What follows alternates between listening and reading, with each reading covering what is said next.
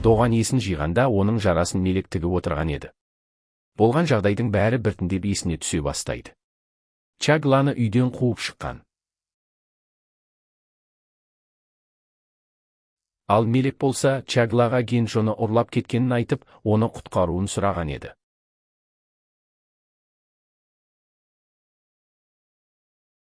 Доған есін толық жиған кезде Мелектің неге бұлай жасағанын түсінеді. Ол ақыры Мелектің Тахирді өлтірмек болғанын біліп қояды. Бірақ Доған Мелекке ештеңе айтпаса да, Мелек оның өзіне ренжігенін сезіп, өзін кінәлі сезіне бастайды. Ал той күні болған жағдайды Гүлшан да білген екен. Бірақ ол Мелекке ешкімге айтпауға уәде беріп, бұл құпияны жасырып келген. Ақыры Мелек Тахирге қоқан-лоққы жасап, Доғанды босатуды талап етеді. Ал Чагла Генджоны өзі құтқара алмай, Бихрамға қоңырау шалуға мәжбүр болады. Осы уақытта полиция Доғанды алып кетеді. Бірақ той мұнымен аяқталмайды. Тахир ештеңе болмағандай тойды қайта жалғастыруды бұйырады. Мелек амалсыздан ақ көйлегін киіп, тойға қайта оралады.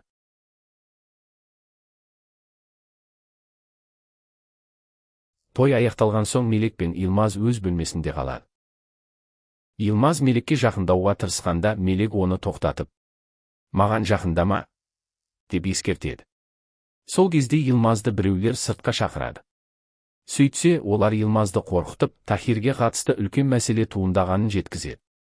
Илмаз бұл жағдайды Тахирге айтуға мәжбүр болады. Ал Доған Чаглаға Мелектің Тахирді жаралағанын айтып қояды. Осы кезде Генджоны орманға алып барып, тірідей жерлемекші болғаны белгілі болады. Бақытына қарай, дәл уақытында Бихрам келіп, Генджоны құтқарып қалады.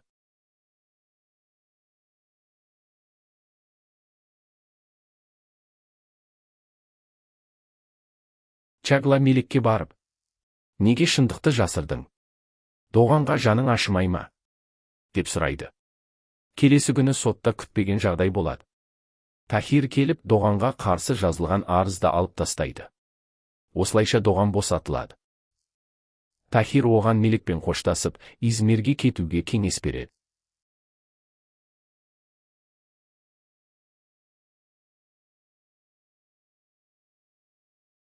Ал өзі Синан мен Илмазды ертіп, туындаған мәселені шешуге аттанады. Бірақ Тахирдің бұрыннан лас істермен, заңсыз заттар тасымалдаумен айналысып жүргені анықталады. Ол Жафхар деген адамға келеді. Жафхар Тахирдің ақысын түсіргенін айтады. Себебі бұл іске тағы бір адам қосылған Шим. Бұған Тахир қатты ашуланып, келіспей кетіп қалады.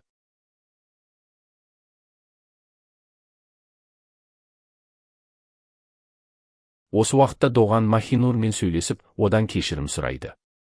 «Мен сені кінәладым. Бірақ сен неге шындықты айтпадың?» дейді ол. Сөйтсе, Махинур Мелекті қорғау үшін шындықты айтпаған екен.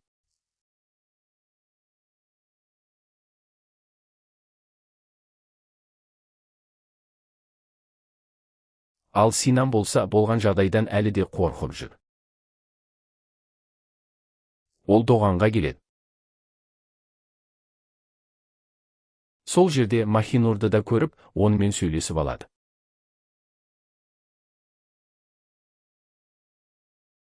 Кейін Доған Тахирге барып, отбасының қауіпсіздігі үшін басқа, қауіпсіз үйге көшуді ұсынады.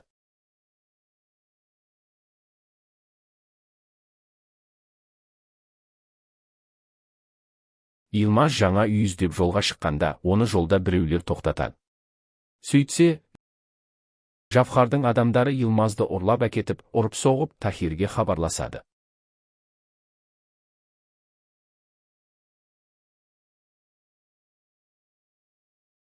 Ал Доған Чагламен бірге тұрып жатыр. Екеуі кешкі ас ішіп отырады. Бірақ екеуінің жас айырмашылығы 24 жыл болғандықтан, олардың арасындағы романтикалық сәттерді көрудің өзі біртүрлі ыңғайсыз екен.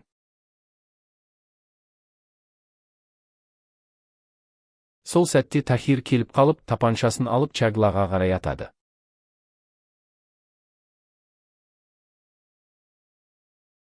Бірақ бұл, Доғанның қорқынышты түсі болып шығады. Доған Чагланың өзіне жақын болған сайын қауіпке түсетінін түсінеді. Сондықтан ол Чагладан алшақтауды таңдайды.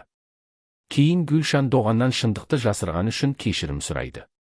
Доған жеке жайға барып, Гүлшанмен бірге тамақтанады.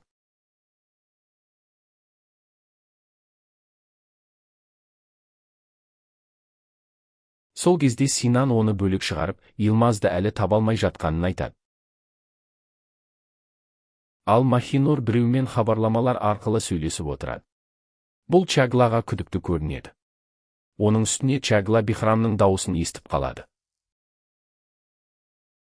Мелек болса, Генджоға хабарласады. Бихрам Генджоны алып кеткен соң, Мелек оған енді Генджомен араласпауын ескертеді.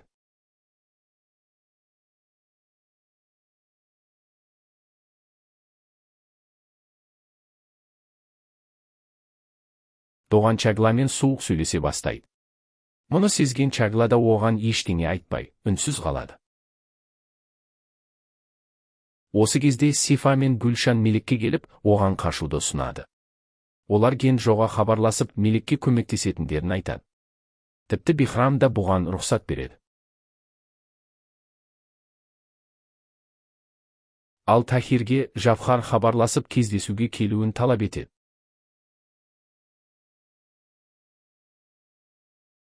Чагла Бихрамға барып, «Неге менің әпкеммен сөйлесіп жүрсің?»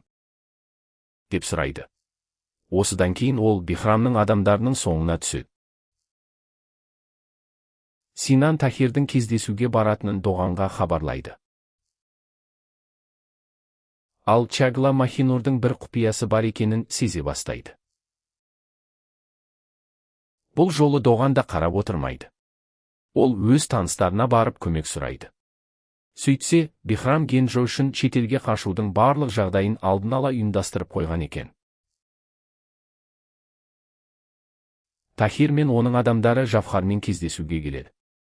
Бірақ Жафхардың адамдары оларды қоршап алып, келісімге қол қоюға мәжбүрлемек болады. Дәл осы уақытта Чагла Мейірбикеден Махинурдың кезінде бала туғанын және сол баланың атын Тахир қойғанын естиді.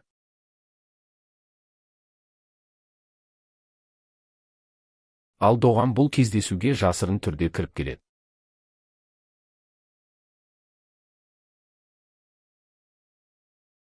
Ол Жафхарды снайпердің көмегімен қорқытып,